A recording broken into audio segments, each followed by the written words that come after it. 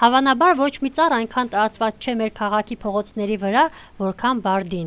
Հաճախ այն քննադատության է ենթարկվում ծաղկման շրջանում, երբ նրա փափկամազ փոքրիկ տուփերը պայթում են, բմբուլը ծածկում փողոցները եւ մտնում մարդկանց շնչուղիները։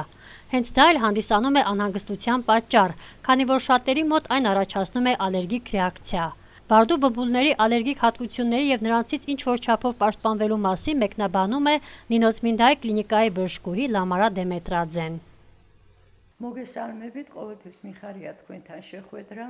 Თქვენი გადაცემა რამეთ უსაჭირო და აუცილებელია ხალხში ინფორმირება. Ողջունում եմ բոլորիդ, շատ ողջունելի է ձեր այցը եւ ձեր պատրաստած կարևոր տեսանյութերը, որոնք հնարավորություն են տալիս բնակչությանը լինել տեղեկացված բոլոր հիվանդությունների եւ հատկապես սեզոնային հիվանդությունների մասին, որոնք առաջացնում են ալերգիա, վիրուսային ինֆեկցիա։ Բոլորս էլ գիտենք, որ գարնանը եւ ամռանը սկսվում է ալերգիայի սեզոնը, կան նաեւ ոչ սեզոնային ալերգիաներ։ Օրինակ ալերգիա են առաջացնում փոշին, դեղորայքները, շատ մարդիկ դեղորայքից ունեն ալերգիա, կաթնամթերքից նույնպես կարող են ունենալ ալերգիա։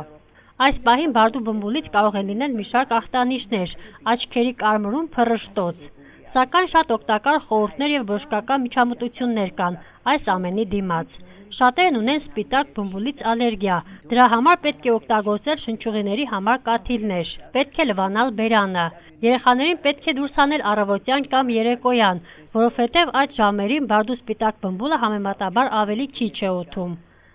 Իմ խորհուրդն է առաջին հերթին մաքրություն ապահովել, հաճախակի ախտահանել քիչ կոկորդի խոռոչը։